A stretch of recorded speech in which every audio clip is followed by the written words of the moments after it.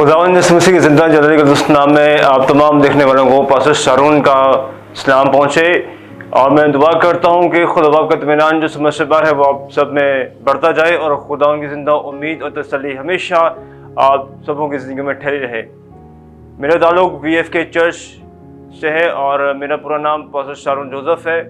और आज मैं आपके लिए एक बहुत ही ख़ास मौजू लेकर आया हूँ जिसे हम इंसान जो हैं अपनी रोज़मर्रा की ज़िंदगी में नज़रअंदाज कर देते हैं। वो मौजू जो है खुदा का मक़दस है, क्योंकि इंसान जिसे खुदा ने अपनी शबीह और सूरत में बनाया, मोहब्बत से और मोहब्बत के लिए बनाया, जब उसने नाफरमानी की तो खुदा के जलाल से महरूम हो गया और खुदा ने उसे सज़ा के साथ साथ बरकत भी दी और ये कहा कि ज़मीन को फलो बढ़ो और ज़मीन को महरूम व महकूम करो। लेकिन जब हम देखते हैं कि वक्तन ब वक्तन जब वक्त गुजरता गया, इंसान की नाफरमानी बढ़ती गई और खुदा ने इंसान से ऐसी मोहब्बत रखी कि खुदा ने दुनिया में इंसान के निजात के लिए, हम सब जानते हैं, एक बड़ा मंसूबा रखा। और वो मंसूबा ये था कि खुदा ने अपने इकलौते बेटे यानी हमारे निजात दहिंदा खुदावंद यीशु मसीह को इस दुनिया में भेजा ताकि हम उसके बेशबहा कीमती खून के सबब से धुल कर पाक साफ हों और हम निजात याफ्ता ज़िंदगी गुजारें। इसके बाद ऐसा हम देखते हैं कि जब खुदावंद यीशु मसीह ने अपनी ज़मीनी बुनियादी का आगाज़ किया तो खुदावंद यीशु मसीह ने अपने शागिर्दों को चुना और शागिर्दों के हमरा बहुत सी जगहों पर गांव-गांव, शहर तालीम दी और लोगों को, बीमारों को शिफा भी बख्शी। मौजू जो है वो खुदा का मक़दस है। कलाम मुक़द्दस इस बात को वाज़ेह बयान करता है कि इंसान का जिस्म जो है खुदा का मक़दस है और कलाम की ये भी तालीम है कि हमारा जो जिस्म है वो रूह कुदस का भी मक़दस है। मिसाल उसके 25वें बाब उसकी 4थी आयत में ये लिखा है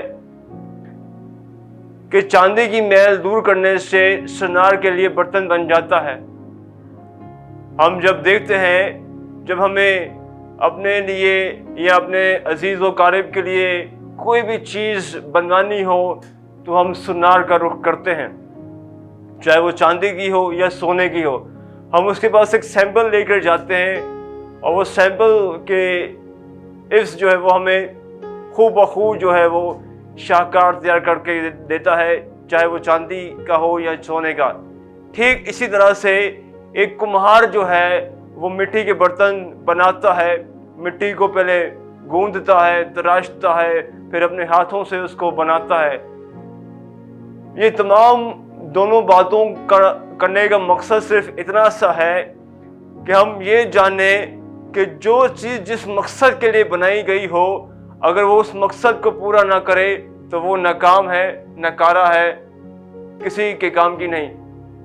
ठीक उसी तरह से कलाम में लिखा है कि हमारा जिस्म जो है वो खुदा का मक़दस है।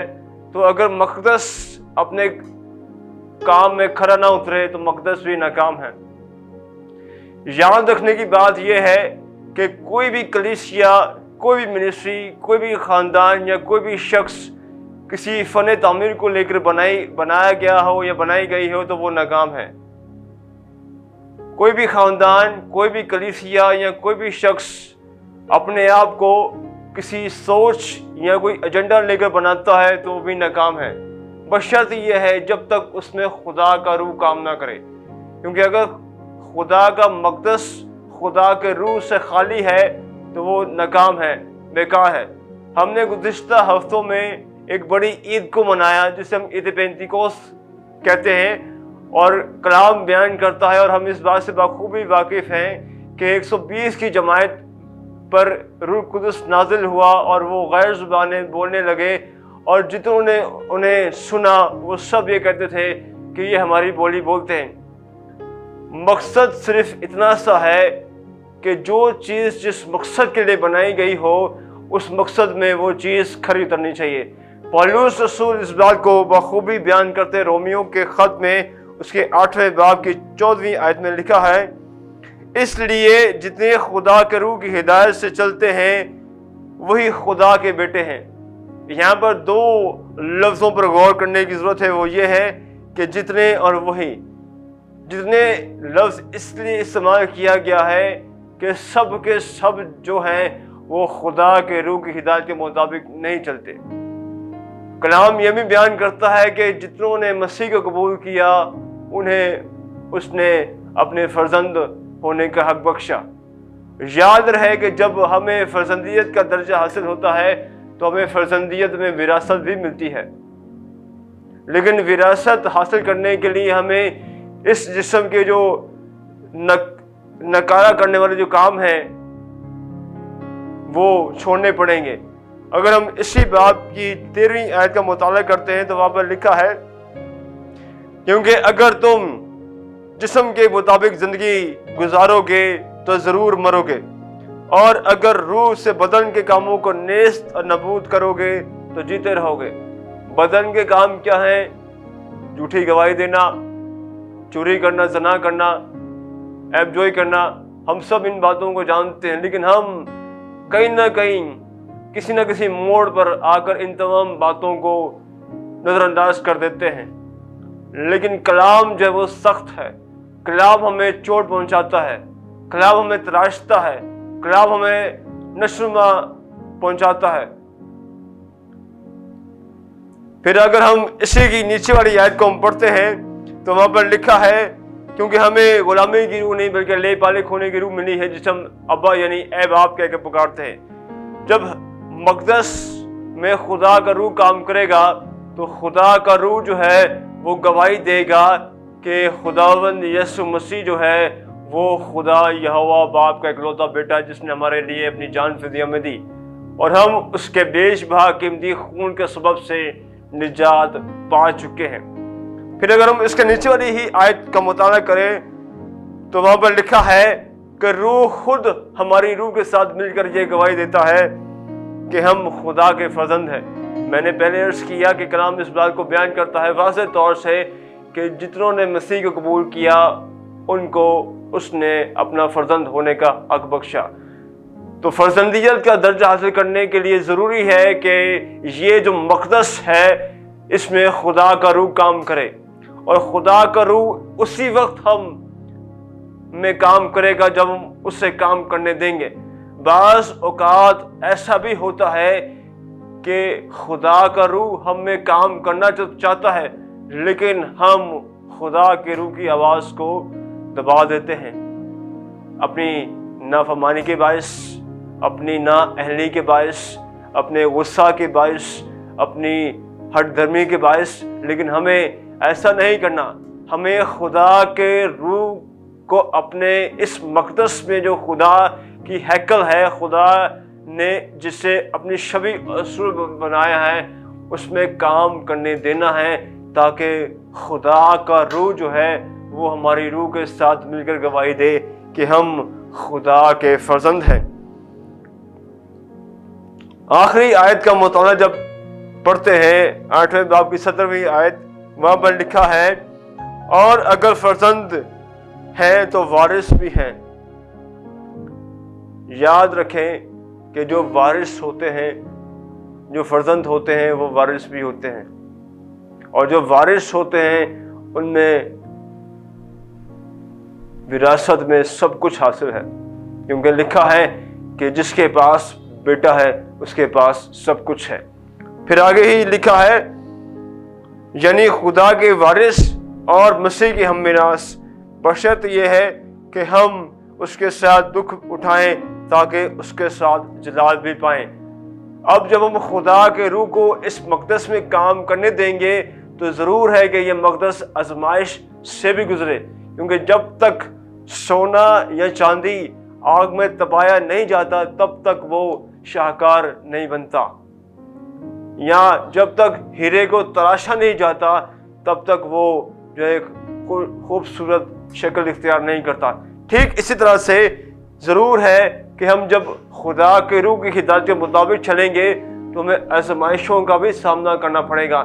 कलाम मुकद्दस इस बात की मिसाल हमें इस बात से याद दिलाता है कि जब खुदावंद यीशु मसीह ने बपतिस्मा लिया तो वहाँ पर लिखा है कि खुदा का रूह जो है वो कबूतर की मानंद उस पर आ ठहरा और वो फिलफूर उसे बियाबान में ले गया ताकि इब्लीस से आजमाया जाए।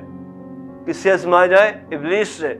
तो यकीन जानिए जब हम खुदा के रूह को अपने अंदर काम करने देंगे तो हम पर आजमाइशें भी आएंगी और जो आजमाइशों में खरा उतरेगा उसे ज़िंदगी का ताज भी मिलेगा। क्योंकि हम इंसान जो हैं वो अपनी नाअहली और नाफरमानी के बायस ही जो हैं तमाम तर मुश्किलात का सामना करते हैं और बाज़ औक़ात वो मुश्किलात इतनी बड़ी हो जाती हैं कि फिर हम जो है वो आल फाल फ़कीरों बाबों के पास भागते हैं अपने ज़िंदा खुदा को छोड़कर। खुदा का कलाम जो है याद रखें कि ज़िंदा मौसर है, जो असर दिखाता है, जो बंद और गुदे में से गुजर जाता है और दिलों के हालात को जानता है।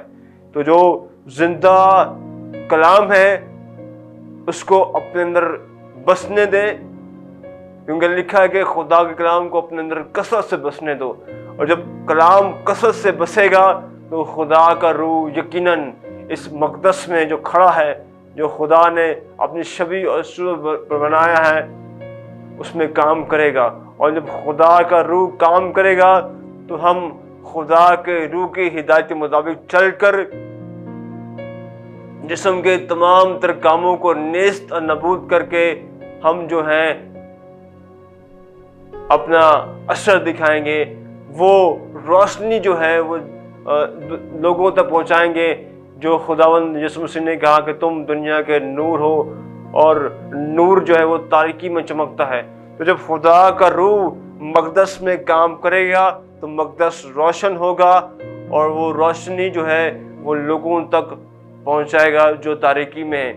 असल मकसद जो है वो मक़दस का जो है वो मोहब्बत करना है, क्योंकि जब खुदा का रूह मक़दस में काम करेगा तो मक़दस जो है वो मोहब्बत से भरा रहेगा। और कलाम खुदावंद इस बात को वाज़ेह तौर से बयान करता है पहले करंथियों के 13वें बाब में कि खुदा जो है वो मोहब्बत है और मोहब्बत जो है सब कुछ ढांप लेती है। तो मोहब्बत जो है दूसरों तक फैलानी है ताकि हम खुदा के रूह को दूसरों तक लेकर जाने वाले हों, ताकि लोग ये जान सकें कि हम वाकई खुदा के लोग हैं और लोग ये जानकर फ़ख्र करें कि जो मक़दस खुदा ने बनाया है वो रूह से खाली नहीं बल्कि रूह से भरा हुआ है। आमीन। खुदा आप सबको बरकत दे। आए हम सब अपनी आंखों को बंद करें, सर को झुकाएं, हम दुआ करेंगे। आसमानी बाप तेरा शुक्र अदा करते हैं उन तमाम रहमतों बरकतों के लिए जो तूने हमें दे रखी हैं और उन तमाम फज़ाइल पर खुदा जो तूने हमें दे रखे हैं, उन तमाम बातों के लिए, उन तमाम अजीब कामों के लिए जो हर वक्त हर घड़ी हर पल हमारे ख़ानदानों के लिए करता है। तेरा शुक्र अदा करते हैं मेरे खुदा तेरा शुक्र अदा करते हैं इस बात के लिए कि तूने हमें ज़िंदों को ज़मीन पर रखा है और हमें तौफ़ीक अता की कि तुझे ए बाप कह के पुकार सकें। मेरे खुदा तेरा शुक्र अदा करते हैं कि तूने अपने इकलौते बेटे अपने खुदा यीशु मसीह को जो कि हमारा निजात दहिंदा है इस दुनिया में भेजा ताकि हम उसकी तालीमात पर और उसके कदमों में झुक कर मेरे खुदा उसकी कलाम के मुताबिक चले मेरे खुदा। और मैं दुआ करता हूँ मेरे खुदा का खादिम होते हुए कि मेरे खुदा जो लोग जो मक़दस इस वक्त तेरे रूह से खाली हैं, चाहता हूँ कि वो मक़दस फिर से तेरे पाक रूह से भर जाएं और तेरे रूह की हिदायत के मुताबिक चलें, ताकि वो तेरे रूह की हिदायत से चलते हुए जिस्म के तमाम तर वो कामों से किनारा करें, उन तमाम तर बातों को, उन तमाम तर चीज़ों को नेस्त नबूद करें जो इस मक़दस को, इस हैकल को नाकामयाब बनाती हैं। मेरे खुदा मैं फिर से एक बार दुआ करता हूँ तमाम तर चीज़ों के लिए तेरी शुक्रगुज़ारी करता हूँ कि हर एक जान जो इस वक्त इस कलाम को सुन रही है, मेरे खुदा तू उन तमाम तर जानों को छूना, बरकत देना और इस कलाम के इस मेरे खुदा उन तमाम तर रूहों को اپنے روح سے بھر دینا میرے خداوند، بخش دے جو کچھ میں نے مانگا پایا تیرا میٹھا نام کے بڑے ایمان کے ساتھ، آمین۔